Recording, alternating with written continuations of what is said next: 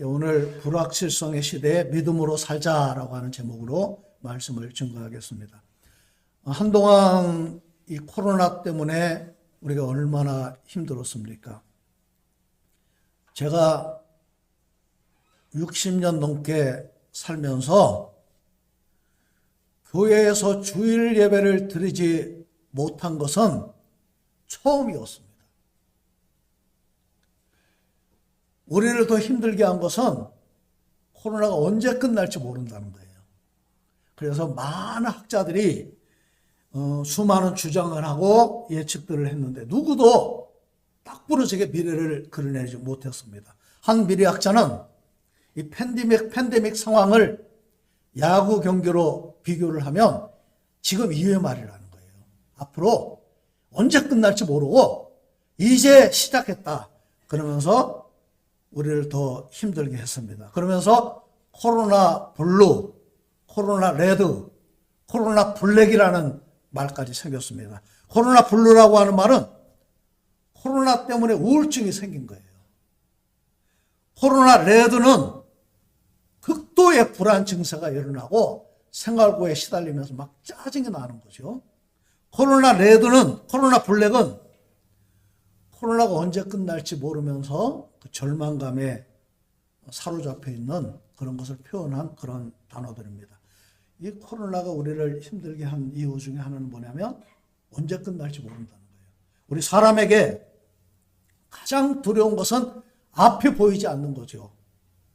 우리가 살고 있는 현실이 바로 불확실성의 시대라고 할 수가 있습니다. 그동안 세계는 국경을 허물고 상품과 자본을 자유롭게 이동하면서 세계가 발전해 왔습니다. 자유무역이지요. 그것을 미국이 주도를 해온 거예요. 그런데 최근에 미국이 자유무역을 거부하고 있는 거예요. 미국 우선주의, 보호무역을 주장을 하면서 지금 관세를 자기 마음대로 매기면서 관세 전쟁을 벌이고 있고 오히려 공산국가인 중국이 자유무역을 지금 주장을 하고 있는 거예요. 세계 패권 국가가 되려면 에너지를 자립을 해야 된다고 합니다. 에너지는 두 가지죠. 식량과 석유. 지금 전 지구상에 이 두 가지가 자립하는 그런 나라들이 있기는 있지만 세계 패권을 위협하는 그런 나라는 딱 두 나라죠. 미국과 러시아. 중국은 에너지 자립을 못합니다. 그래서 그것이 중국의 결정적인 약점이라는 거예요.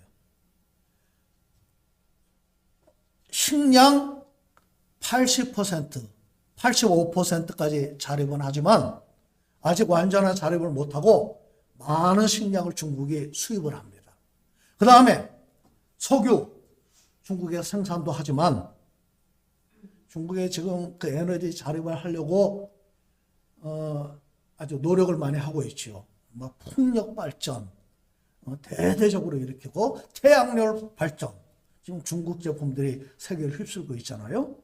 그런데도 40% 재생에너지 비율이 40% 합쳐서 80%의 그런 정도로 본다고 봅니다. 우리나라는 식량 자급률이 몇 프로가 될까요? 제가 본 자료를 보니까 49%. 동물 사료 수입하는 거 그런 것까지 합치면 22%다. 석유는 100% 수입하고 에너지 자급률은 한 20% 정도 그 정도 된다고 합니다. 세계 질서가 미국과 러시아 이 두 축에서 미국과 중국의 경쟁 구도로 지금 넘어가고 있죠.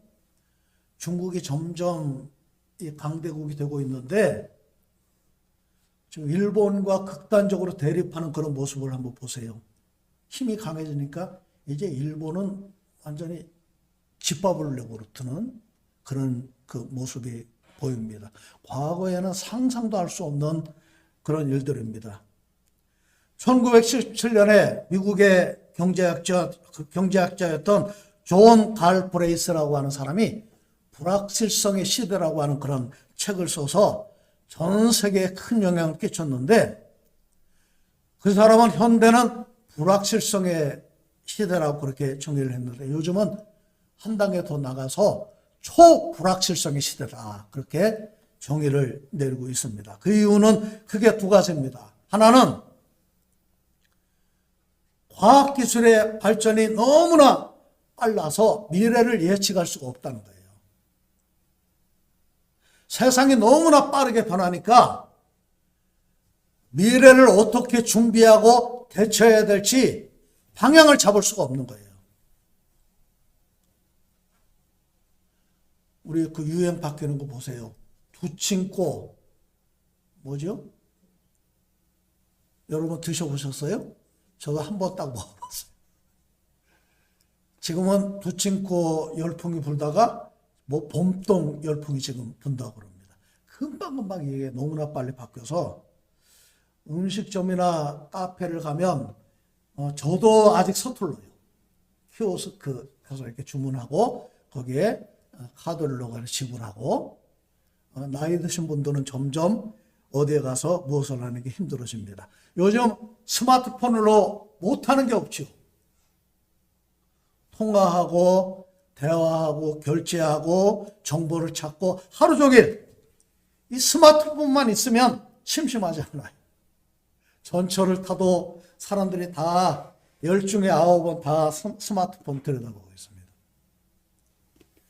요즘 인공지능 AI라고 하는 말이 현실이 되고 있죠. 인공지능이라고 하는 것은 인간의 자연적인 지능을 모방을 해서 컴퓨터 시스템으로 인간이 가진 세 가지 능력, 학습 능력, 추론 능력, 지각 능력을 인공적으로 구현하려고 하는 그런 시도입니다. 휴대폰에도 AI가 들어가 있어요. 컴퓨터 검색할 때 AI가 우리의 정보를 찾아줍니다. 앞으로 차를 자율주행하는 그런 시대가 분명히 올 겁니다. 로봇이 지금 전쟁터에 등장을 했잖아요. 전쟁도 AI를 가지고 시뮬레이션을 하고 정보 데이터를 다 그 안에 집어넣어 가지고 시뮬레이션을 해서 이 전쟁이 어떻게 될 것인가, 그 다음에 그것을 때린다는 거예요. 이게 이제 인공지능의 영역이 무한대로 확장이 되고 있는데, 앞으로 어디까지 이것들이 발전하게 될는지 우리는 짐작을 할 수 없을 정도입니다. 또 하나는 이 불확실성이 과거와 달리 너무나 복잡하게 움직이고 있기 때문에 예측할 수가 없다는 거예요. 우리가 사는 그 지구촌이 예전에는 다 따로따로 살았는데 지금은 하나의 네트워크로 다 연결이 됩니다.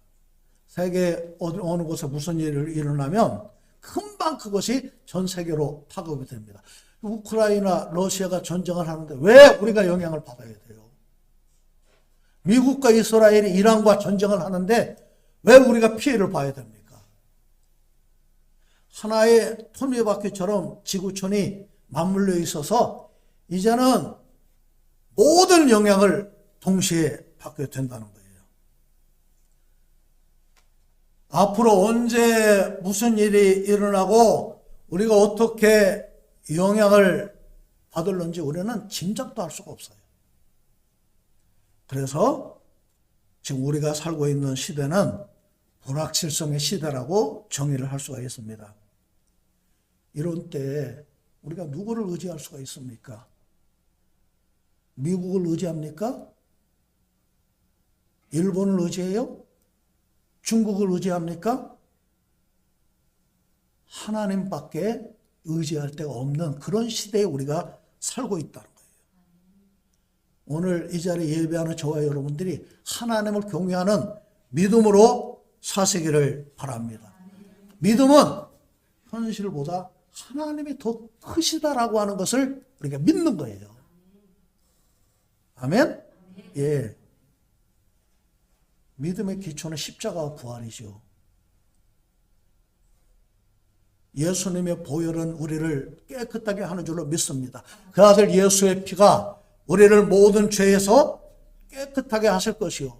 요한일서 1장 7절. 예수의 이름은 권세가 있습니다.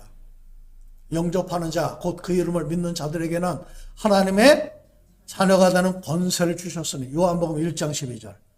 예수의 이름은 천국문을 여는 열쇠입니다.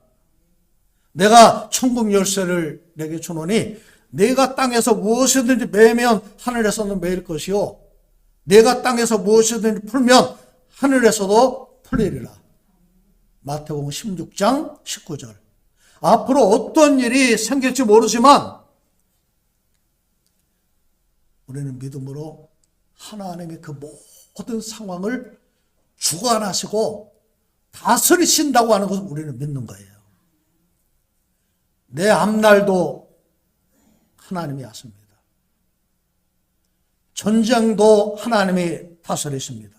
모든 일이 하나님의 손 안에 있다고 우리는 믿는 거예요. 그래서 믿음으로 사는 것이 축복인 줄로 믿습니다. 자, 오늘 주님이 십자가에 돌아가셨을 때 그때의 상황을 한번 생각해 보세요. 지금도가 비교할 수 없는 그런 불확실성의 시대를 그들이 살고 있었습니다. 12 제자 가운데 유일하게 사도 요한만이 모든 광경을 목격을 했어요. 그래서 자기가 본 것을 직접 기록을 했습니다. 3년 6개월 동안 주님과 함께 하면서 가장 가까이 주님과 대화를 하고 최후의 만찬을 참여를 하고 겟세마네 동산에 올라가고 그리고 예수님이 체포되고 예수님이 십자가에 운명하시는 그 자리에 또 부활의 자리에 사도 요한만이 모든 자리를 지켰습니다. 베드로는 예수님을 3번이나 부인했지만 현장을 떠난 것 같지는 않습니다. 왜냐하면 마가복음은 마가가 베드로의 제자라고 그렇게 우리는 믿잖아요. 그리고 마가는 베드로의 체험을 바탕으로 기록을 했다고 그렇게 우리는 봅니다. 마가복음을 보면 주님이 십자가를 지시고 골고다 언덕을 지나가실 때 몇 번이나 쓰러지셨어요? 3번 쓰러지셨어요. 현장에서 보지 않고는 그걸 기록할 수가 없지요. 그 다음에 억지로 누구에게 십자가를 대신 지고 가게 했지요? 구레네 시몬. 현장에 있지 않으면 알 수 없는 그런 내용들입니다. 그 다음에 십자가 현장에서 백부장이 예수님을 십자가에 못 박은 백부장이 녹두리를 합니다. 이 사람은 진실로 하나님의 아들이었도다. 현장에서 듣지 않고 누가 그걸 기록을 할 수가 있어요. 나머지 제자들은 어떻게 됐어요? 다 도망쳤어요. 다 숨었습니다. 주님이 부활하셨다고 하는 막달라 마리아의 간증을 들었습니다. 빈 무덤에 달려가서 베드로와 요한이 예수님이 무덤에 계시지 않다고 하는 빈 무덤을 확인을 했습니다. 그 이야기를 다 듣고도 제자들이 믿을 수 없어요. 그러다가 주님이 두려워해서 모여있는 그 자리에 주님이 찾아오셔서 말씀하십니다. 너희에게 평강이 있을지어다. 그러면서 십자가에 못 박힌 손을 보여주시고 옆구리를 보여주십니다. 예수님이 입었던 그 수의는 우리가 입은 옷하고 다릅니다. 옆구리를 이렇게 보이는 그런 옷입니다. 마태복음 24장, 누가복음 24장 38절을 보면 예수께서 이르시되 어찌하여 두려워하며 어찌하여 마음에 의심이 일어나느냐. 그때도 주님이 부활하셨다고 하는 것을 제자들이 의심했다 그 말이죠. 예, 우리는 상식적으로 그렇게 생각해야 돼요. 아니, 죽은 사람이 어떻게 살아납니까? 3년 동안 같이 생활했던 그 주님이 십자가 이미 죽으셨어요. 근데 저분이 진짜 우리와 3년 동안 지냈던 그 주님이냐? 음성을 듣고 확인을 한 거예요. 그 다음에 못 박힌 손을 보고 확인을 한 겁니다. 창에 찔린 옆구리를 보고 확인을 한 거예요. 그리고 부활하신 주님을 확인했을 때 평강과 기쁨이 충만했어요. 그 말은 무슨 말이에요? 확인하기 전에는 제자들이 두려움에 가득 차 있었어요. 평강이 없었어요. 기쁨이 없었어요. 부활하신 주님이 처음 제자들에게 나타나셨을 때 그 자리에 없었던 제자들이 있었죠. 그렇죠. 도마, 그 다음에 누구? 가롯, 유다. 가롯, 유다는 제쳐놓고, 자, 24절 말씀을 함께 읽겠습니다. 시작. 12 제자 중에 하나로서 디두모라 불리는 도마는 예수께서 오셨을 때에 함께 있지 아니한지라. 도마는 아람어고 디두모는 헬라어입니다. 그 뜻은 쌍둥이라고 하는 뜻이에요. 그러니까 이 도마는 쌍둥이였다라고 하는 것을 우리는 알 수가 있죠. 자, 24절 말씀을 보니까 예수께서 오셨을 때에 함께 있지 아니한지라. 왜 도마만 함께 있지 않았을까요? 성경에 그 이유는 나와 있지 않지만 우리는 추측을 할 수가 있죠. 도마는 성격상 혼자 있는 것을 좋아하는 그런 사람인 것 같아요. 어쩌면 절망에 빠져 있을 수도 있습니다. 주님이 이미 십자가에 죽으셨으니까 혼자 살 궁리를 하려고 어디를 간 것인지도 모릅니다. 갈릴리 호수를 배회했는지도 모릅니다. 이대로 잡혀 죽거나 굶어 죽을 수 없다, 살 길을 찾고 있었는지도 모릅니다. 어디 저기 취직하려고 이력서를 여기저기 내고 다녔는지도 모릅니다. 아니면 다른 제자들은 다 무서워서 숨었는데 도마는 자유롭게 거리를 활보했는지도 모릅니다. 중요한 것은 다른 제자들은 부활하신 주님을 목격했다는 것이고 함께 있지 아니했던 도마는 예수님의 부활을 목격하지 못했다는 거예요. 자, 그러면 도마가 그 자리에 왔을 때 이상한 점을 느꼈을 것 같아요. 우리가 이 말씀을 통해서 볼 수가 있잖아요. 어떤 이상한 점이 있었을까요? 제자들 사이에 팽배했던 두려움이 없어진 거예요. 자기는 지금도 두렵고 자기는 지금도 막막하고 뭘 해야 될지 모르는데 나머지 제자들은 두려움이 없어요. 자, 25절 표현이 재미가 있습니다. 시작. 다른 제자들이 그에게 이르되 우리가 주를 보았노라 하니 도마가 이르되 내가 그의 손에 못자국을 보며 내 손가락을 그 못자국에 넣으며 내 손을 그 옆구리에 넣어보지 않고는 믿지 아니하겠노라 하니라. 다른 제자들이 그에게 이르되, 헬라어 성경에는 이르되라고 하는 단어가 미완료 시제로 되어 있습니다. 도마가 내가 우리가 부활하신 주님을 만났어 그렇게 말했는데 한 번 이야기한 것이 아니라 여러 번 반복해서 이야기를 한 거예요. 그러니까 빌립이 내가 부활하신 주님을 만나고 그 모습을 이렇게 봤어. 나다나엘이 또 옆에 있다가 나도 그 부활하신 주님을 이렇게 봤어. 안드레도 옆에 있다가 나도 부활하신 주님을 이렇게 보고 그의 손에 못자국을 보고 옆구리를 봤어. 그분은 주님이 분명해. 그런데도 도마는 믿지 못한 거예요. 우리가 주를 보았노라 하니 도마는 뭐라고 말을 했어요? 내가 주님 손에 못자국을 보고 그 다음에 또 뭐라고 말을 했어요? 손가락을 넣어보지 않고는 믿지 못하겠다. 그건 무슨 말이에요? 못자국이 손가락을 넣을 정도로 컸다는 말이죠. 실제로 고증에 의한 그 예수님의 십자가를 못 박은 못을 보면 그 못이 굉장히 큽니다. 손가락을 충분히 넣을 수 있을 정도의 구멍이 있었을 거예요. 그 다음에 옆구리에 창에 찔리셨는데 옆구리에는 뭘 넣어봐요?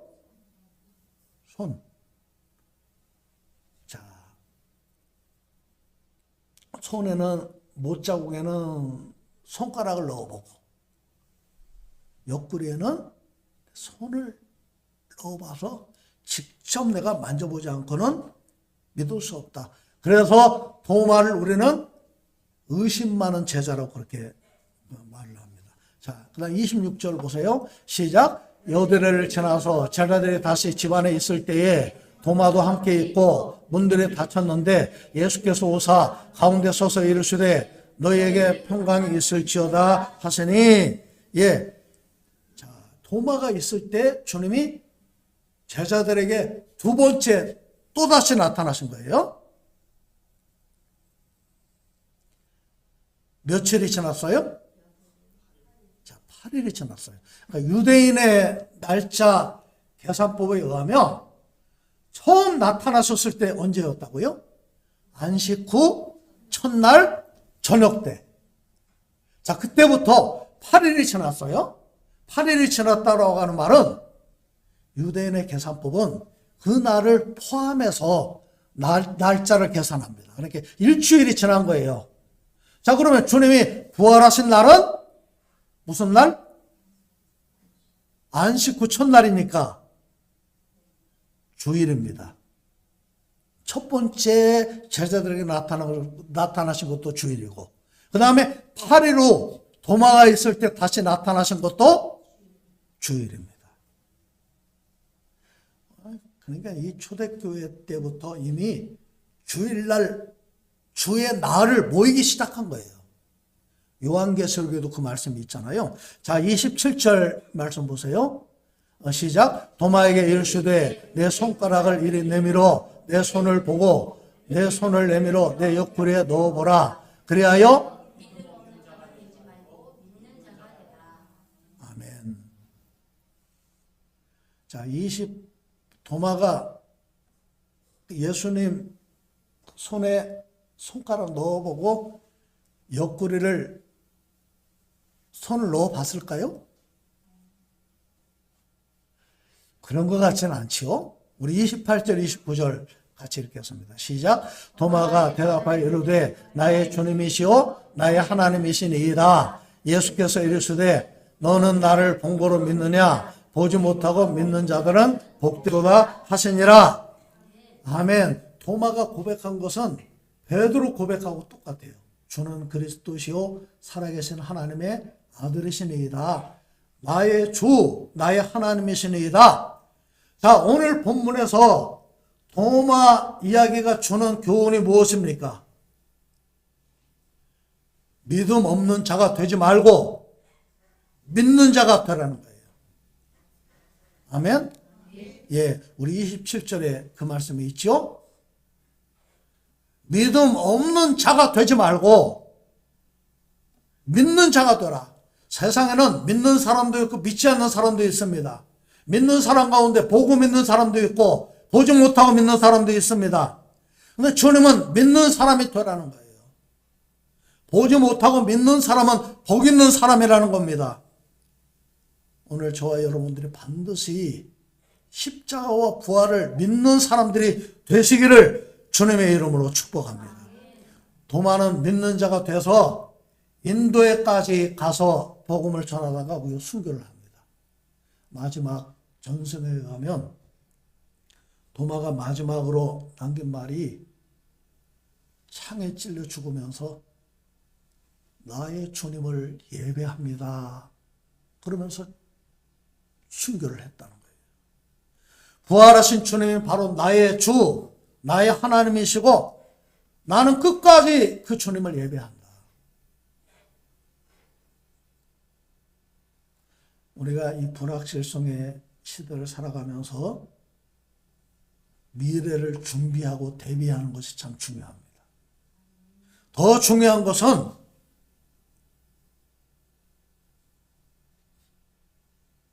마지막 때를 우리가 준비하는 거잖아요. 그럼 우리 생명을 누구한테 맡기시겠어요? 하나님의 심판의 때를 여러분 준비하셨지요? 아멘? 예, 예수 믿고 구원받은 사람은 이미 그 나라를 준비한 거예요. 불확실성의 시대에 꼭 필요한 말씀이 이사야 41장 10절에 있는 말씀입니다. 두려워하지 말라, 내가 너와 함께함이라. 놀라지 말라, 나는 내 하나님이 됨이라. 내가 너를 굳세게 하리라. 참으로 너를 도와주리라. 참으로 나의 의로운 오른손으로 너를 붙들리라. 이 불확실성의 시대는 두렵잖아요. 앞으로 전쟁이 어떻게 될지 모릅니다. 이 나라가 어떻게 될까? 경제가 어떻게 될까? 자녀들의 미래는 안전할까? 앞으로 어떻게 살아야 될까? 하나님은 두려워 말라, 놀라지 말라고 하시는데 그 이유가 뭐예요? 내가 너와 함께 한다는 거예요. 주님은 전쟁이 끝날 것이다. 경제가 회복될 것이다. 정치가 안정될 것이다. 내 문제를 해결해 주실 것이다. 그렇게 말씀하지 않으시고 내가 너와 함께 하겠다고 말씀하셨어요. 그러니까 두려움의 핵심은 하나님을 붙잡는 믿음이라는 거죠. 상황이 아니라 하나님을 붙잡는 믿음의 포인트가 있다는 거예요. 내가 너와 함께하고 내 하나님이 되고 너를 굳세게 하고 너를 도와주고 너를 붙들어 주겠다. 아멘? 예. 제가 인터넷에 아주 재미있는 이야기를 읽었습니다. 송사리 가족이 있었대요.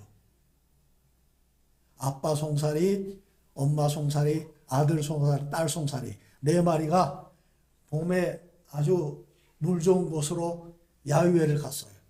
한참 놀고 있는데 아빠 송사리가 보니까 한 마리가 더 있어요. 그래서 동작 그만! 그리고 숫자를 셌습니다. 아빠 송사리, 엄마 송사리, 아들 송사리, 딸 송사리 한 마리가 남아요. 너는 누구냐? 그랬더니 그 송사리가 하는 대답이 저요? 저는 꼽살인데요. 꼽살의 믿음으로 안 돼요. 믿음은 우리 인생을 거는 겁니다. 라틴어로 믿음을 크레도라고 단어를 씁니다. 크레도라고 하는 말은 나는 믿는다. 근데 그 의미는 뭐냐? 내 심장을 내어준다. 그런 뜻이에요. 내 심장, 내 생명, 내 인생을 그분께 맡기는 것이 바로 믿음입니다. 오직 의인은 믿음으로 말미암아 살리라. 의인은 누구예요? 의롭다고 인정함을 받은 사람, 예수를 구주로 고백하는 사람인 줄로 믿습니다. 우리가 이 불확실성의 시대에 어떤 일이 앞으로 있을지 몰라요. 나는 믿음으로 살리라. 하나님을 끝까지 붙잡고 나가시는 저와 여러분들이 되시기를 주님의 이름으로 축복합니다.